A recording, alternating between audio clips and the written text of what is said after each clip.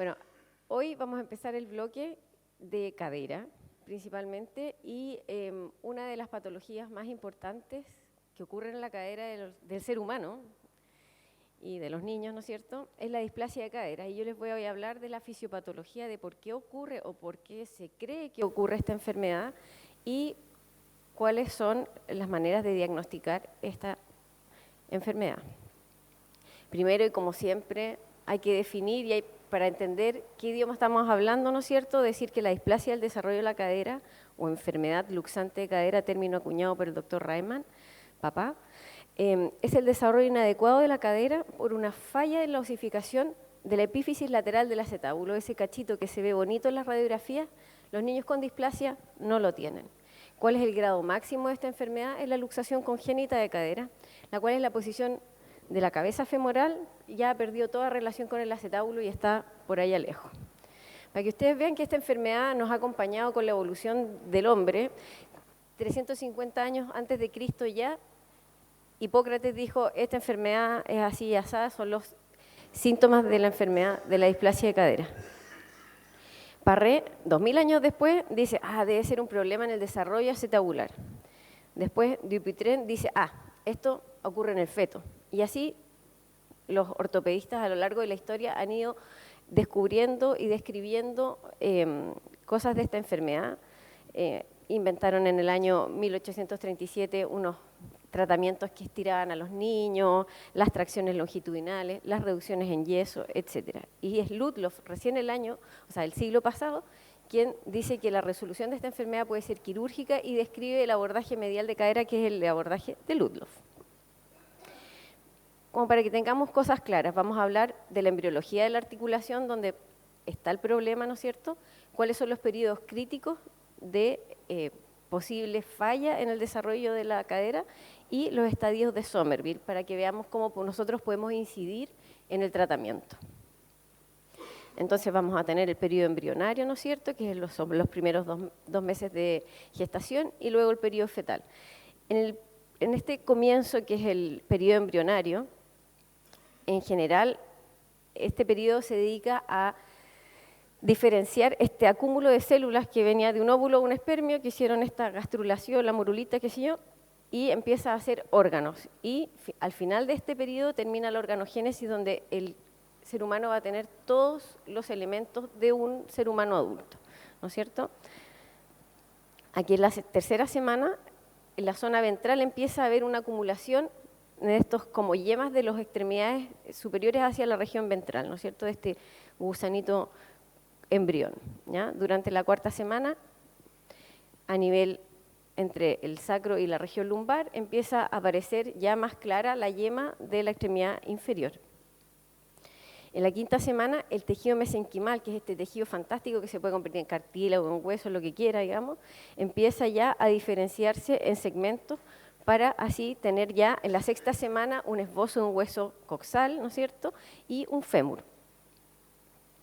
En la séptima y octava semana, ya por apoptosis, por muerte celular, se inicia el espacio articular que va a separar el fémur de la cadera. Y es en esta semana, que es un periodo crítico, ¿no es cierto?, en la cual las extremidades empiezan a rotar, las extremidades superiores en rotación externa y las extremidades inferiores en rotación interna. Y ahí es un periodo crítico en la formación de la cadera donde podemos tener problemas, ¿no es cierto? Por eso ahí les puse el emoticón de susto, que ojo, que ahí puede haber un problema. Ya en la 10ª semana estamos con todo listo, ojos, corazón, cadera, fémur, rodilla, rótula, todas las cosas, y tan solo tenemos aproximadamente un personaje de 5 centímetros, muy chiquitito. Y ahí termina nuestro periodo embrionario y empieza el periodo fetal, ¿no es cierto?, que es de los 2 meses hasta el nacimiento. En esta etapa solamente nuestro pacientito va a crecer y va a desarrollar todos los sistemas, ¿ya? Y aquí es súper importante esta relación que es 1 a 1, ¿no es cierto?, del acetábulo con el fémur. Es una relación muy íntima donde ninguno de los dos se puede formar si no están en una excelente relación. Y aquí es donde empiezan los otros factores, los factores extrínsecos a tener efectos sobre nuestro paciente. Ya en la semana 18 tenemos actividad muscular. Este es otro periodo crítico, ¿ya? Esta actividad muscular fetal es una actividad muscular no modulada, por lo tanto tenemos efectos de músculos que podrían descentrar esta cadera que se está desarrollando.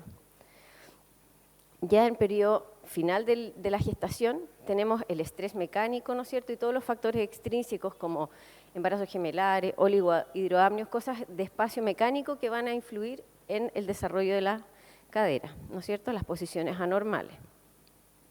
Aquí los tenemos separados, ¿no es cierto? Es como pregunta típica, dígame 4 factores, o no más, 10 factores en algún centro preguntan, que pueden incidir en la displasia de cadera. Entonces tenemos el oligohidroamnio, las mujeres primíparas, ¿no es cierto?, que se dice que el tono muscular uterino es mucho mayor que las multíparas, tener un parto distóxico, las podálicas tienen alta incidencia, y como ustedes ven ahí esa foto de un indio norteamericano en un saquito que se llama papuce. Nuestros indios mapuches también tienen un sistema similar donde acarreaban a los niños con las caderas en extensión. Y los factores intrínsecos, ¿no es cierto?, la raza blanca, la consanguinidad y tener un pariente cercano, ¿no es cierto?, de primera línea con displasia de cadera. Todos estos son los factores que nos van a afectar en la generación de la displasia de cadera. Entonces, de manera de repetirles a los que vienen recién llegando, hay 3 periodos críticos durante la formación de este niño. Uno, que en las 12 semanas la cápsula es débil y no puede resistir probablemente las rotaciones interna de toda la extremidad. A las 12 semanas, hasta las 18 semanas empieza la actividad muscular y las últimas 4 semanas influyen los factores mecánicos. En este esquema, léalo tranquilito, de a poco, podemos ver cuál es la fisiopatología habitual de la enfermedad. Todas las clases las vamos a subir al internet, así que tranquilos, no, si quieren tomar fotos, ok, pero van a estar a disposición de ustedes, ¿ya? Tenemos esta cabeza femoral desplazada porque no ha crecido la epífisis, ¿no es cierto? Las tracciones musculares la van sacando, hay un retraso en el crecimiento del acetábulo y eso, donde está la flecha, es donde la cabeza pierde relación con el acetábulo y se sale. Y después empieza todo el desastre, por así decirlo, de la displasia, donde el acetábulo, al no tener el fémur íntimamente unido a él, empieza a rellenarse con grasa y tejido fibroso, que es el tejido que se llama pulvinar, ¿no es cierto? Se empiezan a cortar los músculos como el psoas ilíaco, que tiene una gran potencia en la cadera, se obstaculiza la reducción de la cabeza femoral, ya que la cápsula se va elongando y acinturando en la cápsula de reloj de arena, ¿no es cierto?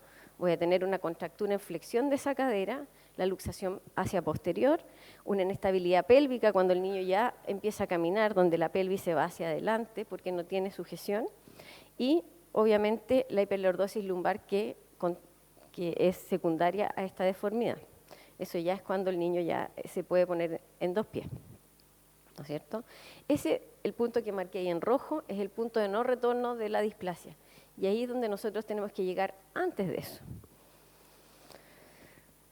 Somerville, un gran ortopedista inglés que trabajó en Oxford, si ustedes alguna vez tienen la suerte de ir a Oxford, en el hospital le prenden velitas, ¿no es cierto? Porque él fue de esas personas ordenadas, metódicas, que tenía todas las radiografías de sus pacientes guardadas y él pudo describir esto, que es bastante crítico. Él escribió 3 etapas en las cuales él claramente definía que en la primera etapa del recién nacido, los 10 meses, va a haber una displasia acetabular con luxación, o sea, con laxitud, perdón, de la cápsula.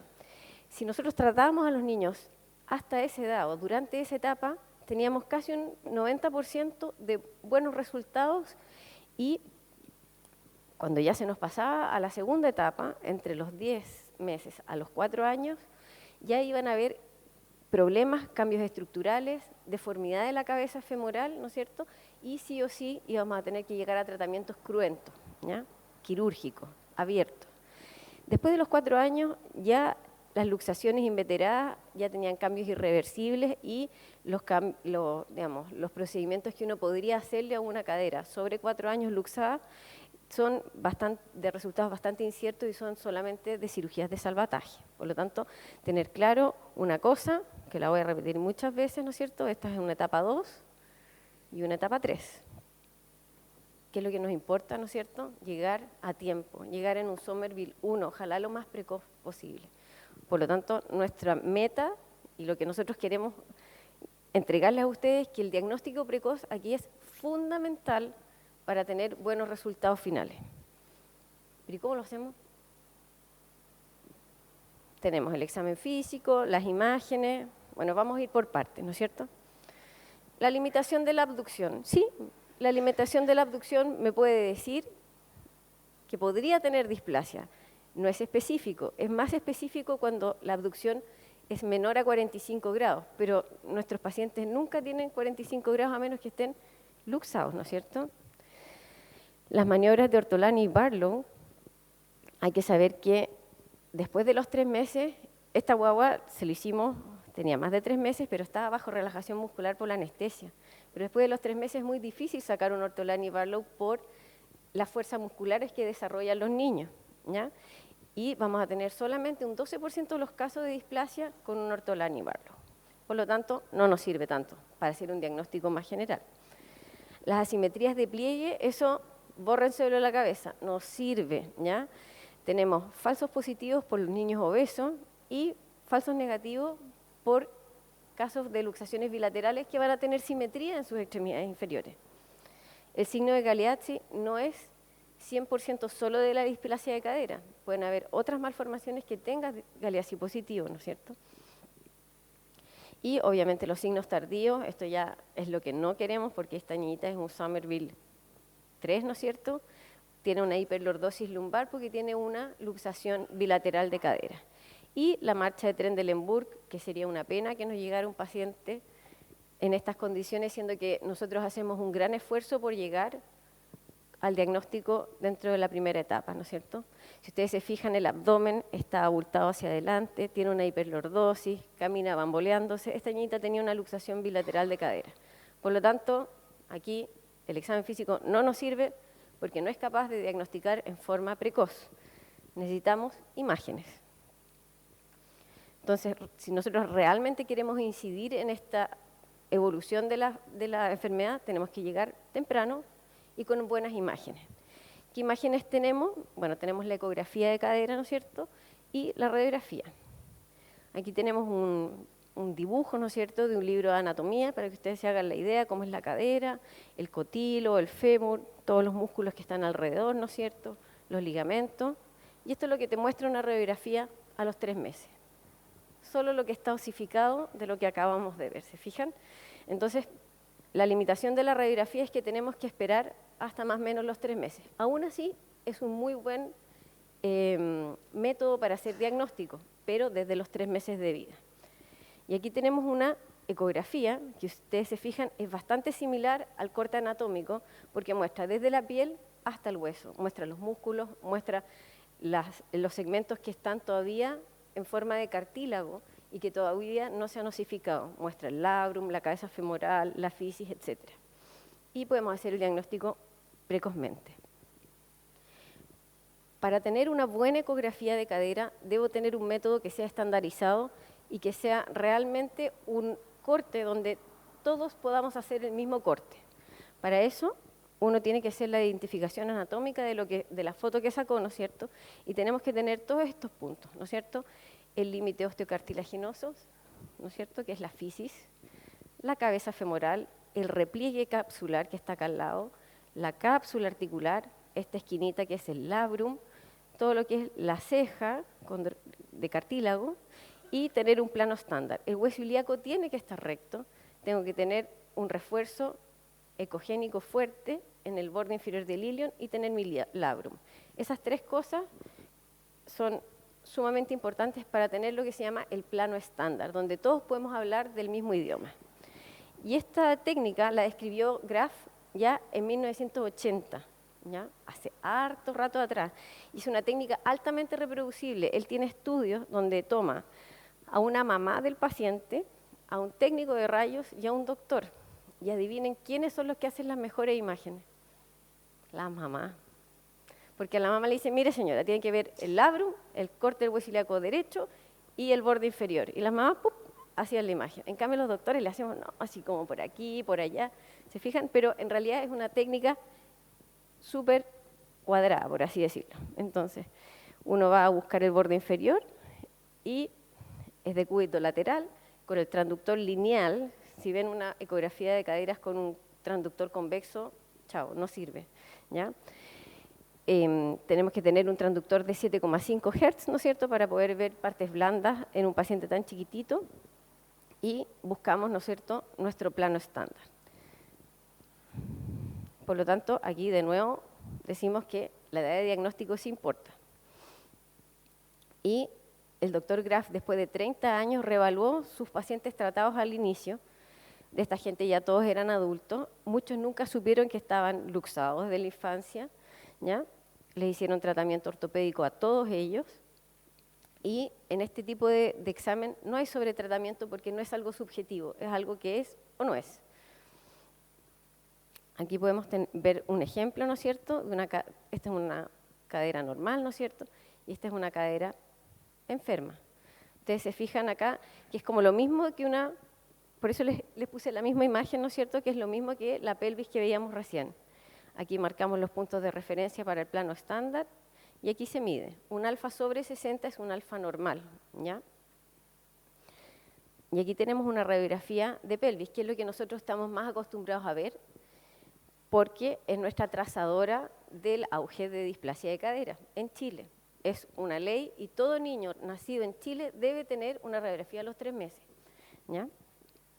Entonces, esto tenemos que tener un método también para poder hablar el mismo idioma y saber cómo medirlo. Primero, saber que hay que trazar la línea de Hilgenreiner entre ambos bordes inferiores, ¿no es cierto?, del ilion. Después, trazar la línea de Perkins para formar los cuadrantes de Hombredán y ver dónde está la cadera. ¿Cuál es la que tiene problemas? ¿La de acá o la de allá? Muy bien. Muy bien. Entonces, idealmente el núcleo de osificación del fémur debería estar en el cuadrante ínfero-interno. En este caso, está en el súpero-externo, o sea, es una luxación alta. También tenemos los arcos de Shenton que nos hablan de la relación entre el fémur y el acetábulo y van por el borde interno del agujero obturador y el cuello femoral. El ángulo acetabular, que la tabla que nosotros usamos es la tabla del profesor Tönnes, ¿ya?, que es esta tabla, y es la misma que está en el auge y en todos lados, donde deberíamos tener a los 3 meses de edad alrededor de 30 grados, ¿no es cierto?, en niñas y 30 grados en varones. Esto, más la descripción de la radiografía, nos va a dar un diagnóstico. A los 3 meses todavía estoy en el estadio 1 de Somerville, por lo tanto puedo tener muy buenos resultados con este diagnóstico. Idealmente sería hacerlo con ecografía, no irradia, es bastante más inocuo, lo puedo repetir cuantas veces quiera, ¿ya? Pero para Chile, como Chile es un país largo y no tenemos especialistas en todos lados, el auge decide hacerlo con radiografía porque es algo que podemos acceder en cualquier parte de nuestro país. Por lo tanto, en resumen, la importancia del diagnóstico precoz es fundamental para esta enfermedad. Tenemos que entender los periodos críticos del desarrollo y educar, obviamente, para cambiar los factores que son modificables. Por ejemplo, los lulos o todas esas cosas que ya en Chile poco se ven, porque las mamás hacen más porteo y tienen otro tipo de educación, pero eso ha sido granito a granito en el tiempo, si no estaríamos todavía enlulando a las guaguas. Y este es un póster que les pirateé la foto hace muchos años atrás, es de Suiza. Ustedes saben que en Suiza hay un tema con ahorrar el dinero y todo, porque son los más millonarios del mundo. Entonces aquí hace la pregunta, ¿usted quiere ahorrar en el examen de cadera, en la búsqueda de displasia? Y ahí dan 3 razones con números duros de por qué es una tontera ahorrar en esta enfermedad y por qué es tan importante la pesquisa. Si a mí se me pasa una displasia, voy a tener un habitante discapacitado, que va a generar mucho más gasto que si le hubiéramos hecho una radiografía o una ecografía tan barata y le hubiéramos tratado su problema. Muchas gracias.